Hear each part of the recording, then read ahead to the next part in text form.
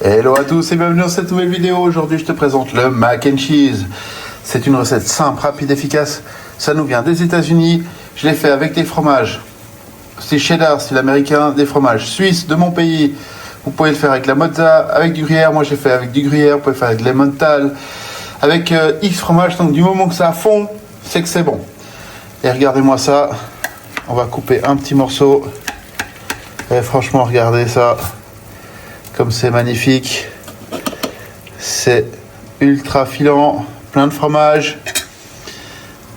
Allez, je te laisse pour les ingrédients. On se retrouve juste après ça.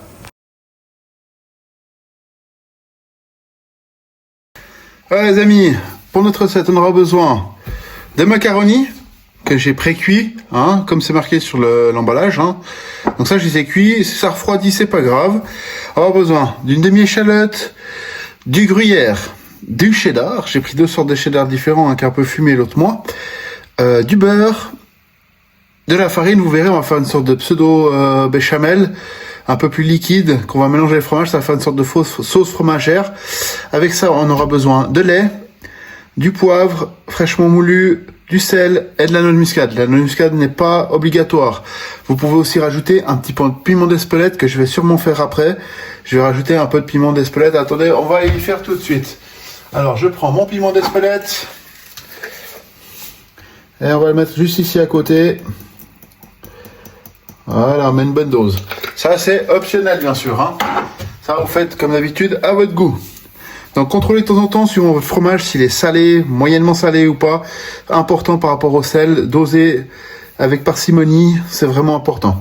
On va se retrouver en cuisine, directement sur le plan de cuisson. Je vais émincer finement mon échalote et on se retrouve directement à la cuisson pour faire notre sauce fromagère.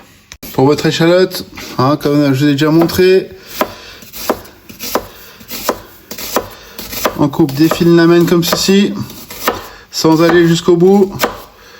Un couteau bien aiguisé pour pas faire couler les yeux. Un petit coup de tranche comme ceci. Et là, on émince finement. On n'écrase pas, on tranche pour être sûr que ça ne brûle pas les yeux. Malheureusement, des fois, ça brûle quand même un petit peu. Ça dépend de la saison. Il y a des saisons où l'oignon, l'échalote sont un peu puissants. Un peu plus coriace comme on dit. Et voilà, notre échalote est finement hachée. Vous voyez, c'est vraiment simple. Mais si tu veux, j'ai déjà fait une vidéo sur la taille des oignons. Et ça, si tu veux, je te la mettrai, allez, juste par là. Voilà, dans une casserole, j'ai mis à fondre. On va faire ça à feu moyen. Un peu de beurre, je rajoute un filet d'huile d'olive. Et là, je vais y faire fondre mon beurre. Je garde ma farine à proximité, on va faire, et mon lait, on va faire style une béchamel. C'est pas tout à fait une béchamel, mais on n'en est pas très loin. La base d'une béchamel, ma petite touche personnelle, c'est de rajouter cette échalote et le piment d'Espelette, parce que j'aime bien. Et puis, je trouve que ça donne un petit plus à notre mac and cheese à l'américaine.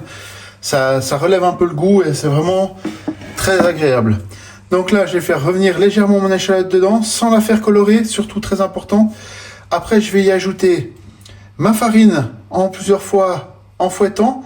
Et petit à petit, après mon lait, pour faire cette espèce de béchamel un peu plus liquide, qu'on va rajouter après le fromage dedans. Vous verrez, ça va être un truc super simple, mais hyper bon. Voilà, je vais vous rapprocher un peu la caméra. Pas trop près, autrement avec la buée, ça marchera pas. Allez, comme ça, on n'est pas trop mal. Voilà. Alors, à ce stade, vous voyez, ça juste, on a légèrement, on va dire, blanchi notre échalote. On a un feu moyen fort, on va se mettre à feu moyen. Et là, on va ajouter, allez, moi, je vais la faire en 2 fois. Je vais y ajouter ma farine. Et là, j'arrête avec la spatule, je vais prendre un fouet. Et le but là, c'est la même chose que si on faisait un roux. Alors certes, assaisonné vu que j'ai mon échalote. Mais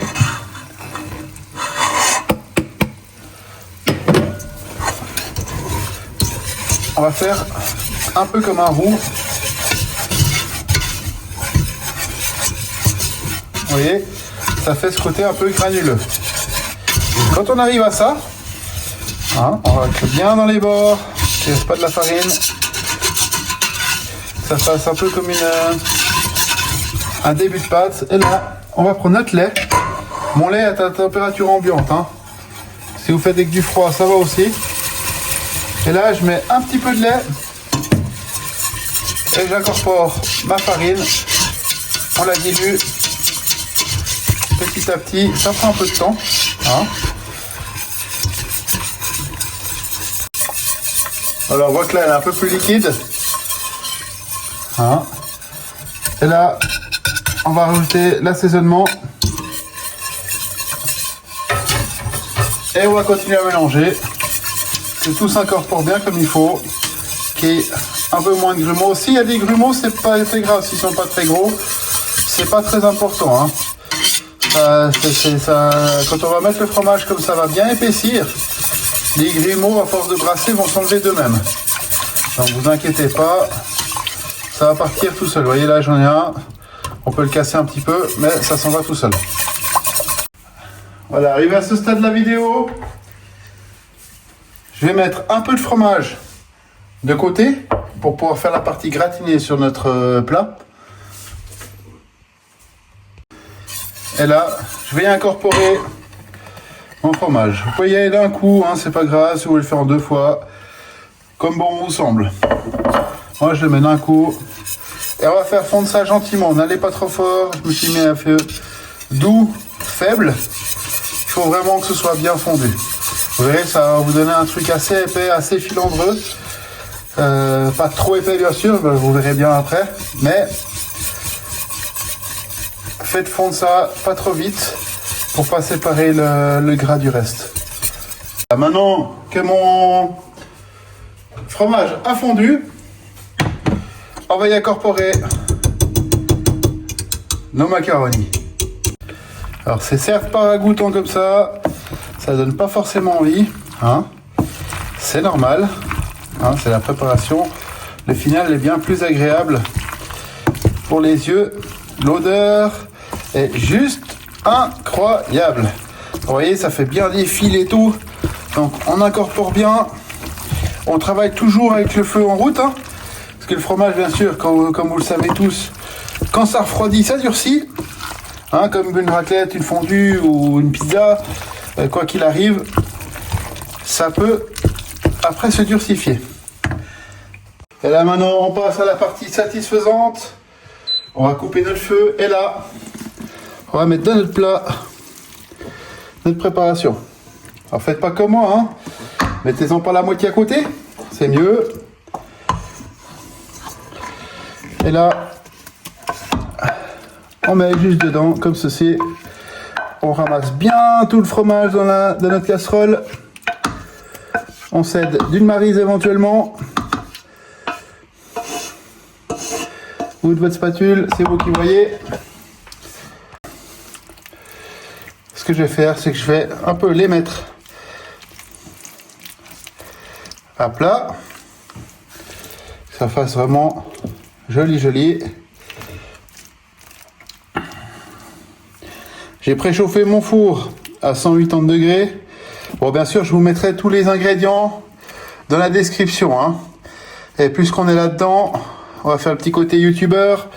Alors, si c'est pas encore fait, n'hésite pas à t'abonner et activer la cloche de notification. Si tu as aimé cette vidéo, je te recommande de lâcher un petit like, de la partager autour de toi, à tes amis, ta famille. Et on va continuer notre vidéo. Voilà. Et là maintenant, avec le fromage qu'on a mis un peu de côté, vous voyez, on va parsemer un peu partout. Alors, essayez de le faire un peu mieux que moi, parce que comme je vous dis, en même temps que je filme, c'est compliqué des fois de faire tout à la fois. Comme ceci. Et si vraiment vous êtes comme moi, gourmand à l'extrême, râpez un peu de parmesan dessus, vous verrez, c'est extraordinaire. D'ailleurs, je vais de suite chercher mon parmesan. Et là, On va bien râper ça. J'ai pris le micro-plane hein, par habitude. Vous pouvez prendre une râpe à fromage normal à votre guise, hein, bien sûr. On n'a pas tous le même matériel à la maison. Et là, on en met bien partout. Alors, si vous avez, c'est pas obligé de mettre du parmesan. Hein. Les fromages que vous mettez dedans, c'est les fromages qui fondent. Hein, ça peut être du cheddar, ça peut être du gruyère, de l'emmental, ça peut être de la mozzarella.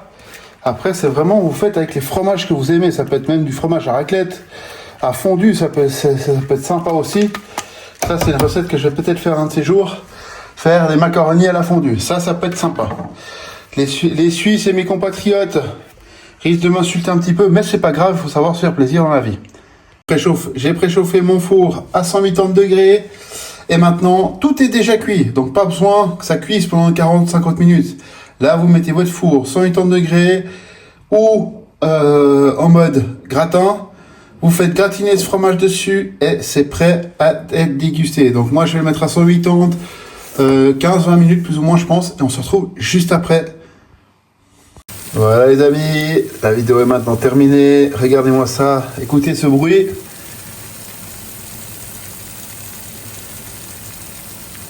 C'est vraiment super bien et tout. On se retrouve la semaine prochaine pour une nouvelle vidéo. Si ce n'est pas encore fait, abonne-toi, active la cloche de notification si tu as aimé cette vidéo. Like et partage autour de toi, c'est ce qui fait marcher la chaîne.